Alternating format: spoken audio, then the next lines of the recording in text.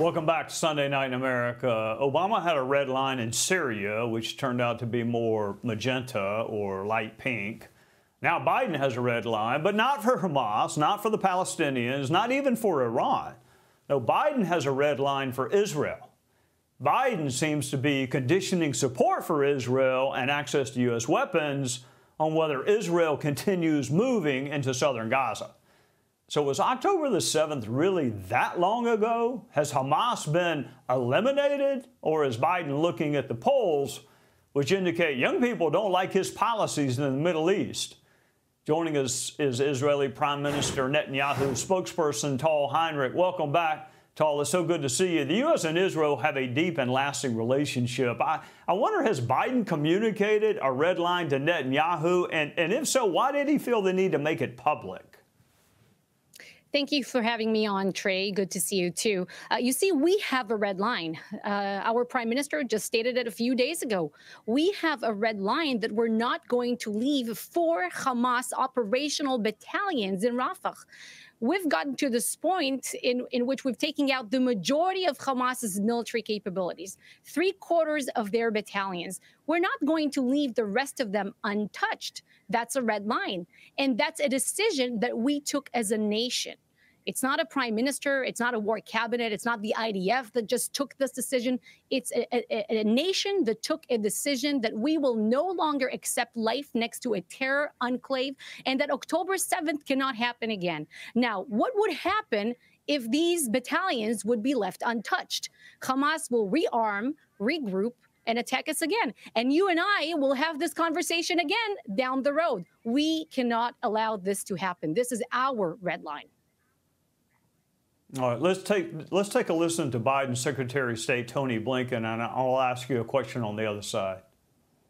If there are going to be military operations in Rafah, a clear and implementable plan to get the civilians out of harm's way and to provide for them once out of harm's way.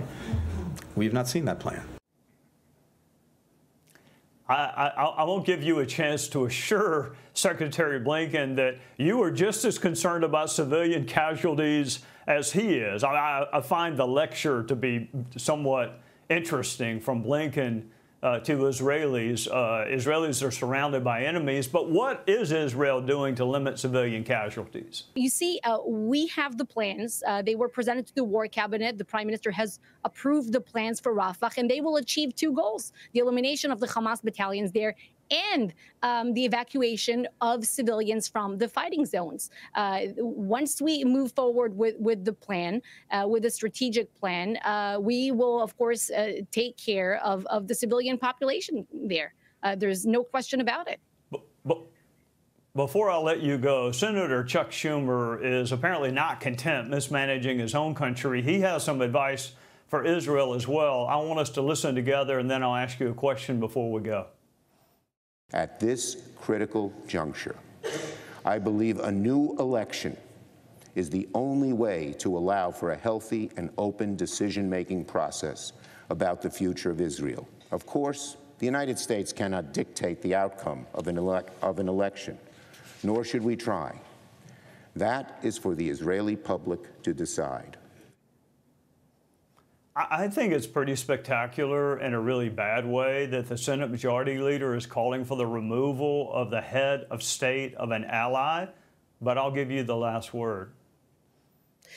Trey, Israel is a sovereign nation, of course. We're a democracy. In a democracy, this concept where the citizens choose their own government, who leads them. And right now, in case someone hasn't noticed, we have a unity government in place, which is reflective, really, of the public sentiment that you really see across Israel. Now, the prime minister represents the overwhelming majority of Israelis who reject the notion of a Palestinian terror state. And the impediment to peace, and I mean real peace, not just empty slogans, is Palestinian terrorism and the refusal to acknowledge that the Jewish state, the state of Israel, is here to stay. After 9/11, President George W. Bush said, either you're with us or you are with the terrorists. And 20 years later, we simply ask the same question. Are you with us or with the terrorists? You're a lot more diplomatic than I am, Tal. I think Chuck Schumer is a joke, is a bad joke, and he has no business whatsoever lecturing any other sovereign nation on who their leader ought to be, especially an ally like Israel. But you're more diplomatic than I am. Thank you for joining us on a Sunday night. We will have this conversation again, I am sure.